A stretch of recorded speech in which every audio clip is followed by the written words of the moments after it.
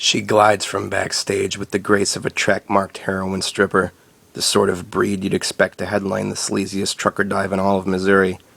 This angelic Eastern European immigrant, this time capsule of global economic desperation where even the most sparkling of cherubim will initiate unspeakably barbaric modus operandi for cold, hard cash. The audience chuckles in dimly lit atmosphere, her silhouette flanked by crimson curtains of the vaudevillian stage. The crowd, most of whom are tourists, sit uncomfortably next to their girlfriends. The nude dancer glides as ballerina, nervous laughter rings in hushed giggles. The shame in her eyes flashes with nocturnal feline shine as the 19-year-old pops an abrupt squat and swings her legs wide open, exposing us all to her pica. She unveils a mighty Cuban cigar and stabs it in her mouth, strikes a match, takes a puff, then swiftly rolls back in a yoga-like stretch. She then sticks the burning tobacco cannon into the lips of her vagina, and puff, puff, puff go the smoke rings in perfect circular dimensions, her chewy and industrialized smokestack. The crowd explodes in unrelenting laughter, unable to compute the sight which is awful beyond mere mortal description.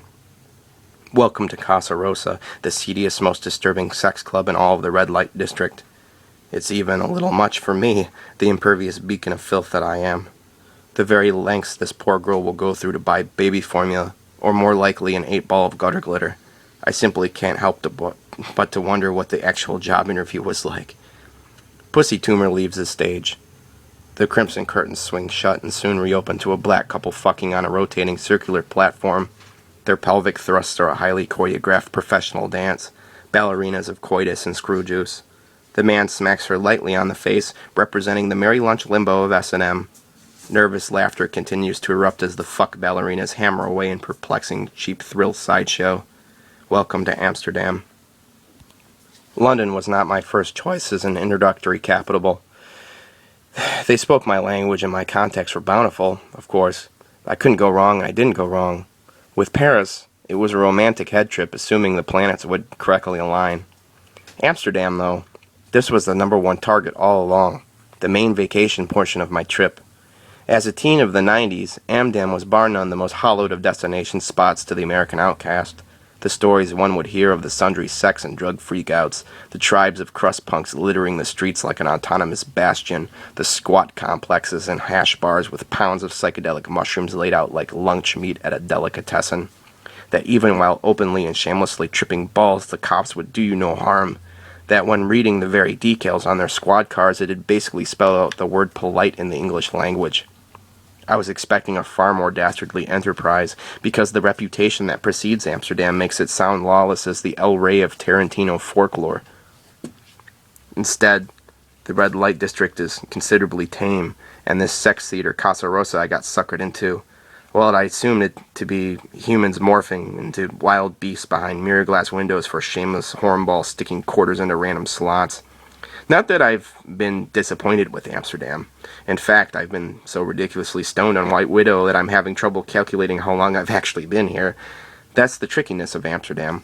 It's like one big mall created for slam-bang stoners where sugar-coated Belgian waffles and dark chocolate devil cakes are pushed in the front line of your vision at every turn. The core of the red light district is expertly crafted tourist trap built upon the exploitation of famished bloodshots. This ancient town spins itself like a web, one of the only major Euro capitals untouched by World War II.